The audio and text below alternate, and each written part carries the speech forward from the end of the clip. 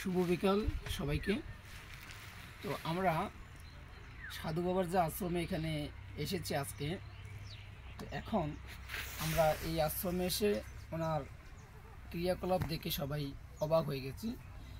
তো এক পর্যায়ে আমরা ওনাকে প্রশ্ন করি যে কেন আপনি সংসার জীবন ছেড়ে স্ত্রী পুত্র নাতি নাতনি আত্মীয় স্বজন পরিজনকে পরিত্যাগ করে আপনি একাই থাকার সিদ্ধান্ত নিলেন এবং গুহা সদৃশ আশ্রম নির্মাণ করলেন।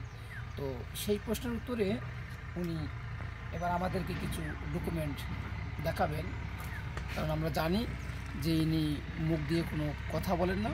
12 বছরের জন্য তিনি মৌনব্রত পালন করতেছেন। এবার আমরা দেখব যে এনার এই সাধন পথের আসলে উদ্দেশ্য তিনি আমাদের এই মানব জাতির জন্য কী বার্তা দিতে চাচ্ছেন।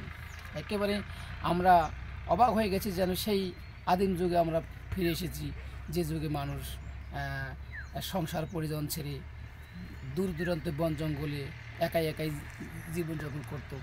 আমরা তারই একটা সেই আদিম যুগের একটা প্রতিশ্রুতি লক্ষ্য করতে পারতেছি। তো যে ভিউয়ার্স, এবার আমরা দেখব যে আসলে কী সেই উদ্দেশ্য, কী সেই কারণ।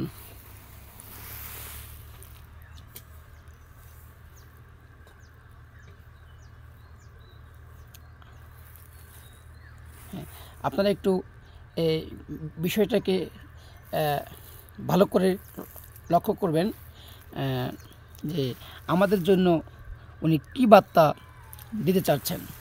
ধন্যবাদ সবাইকে।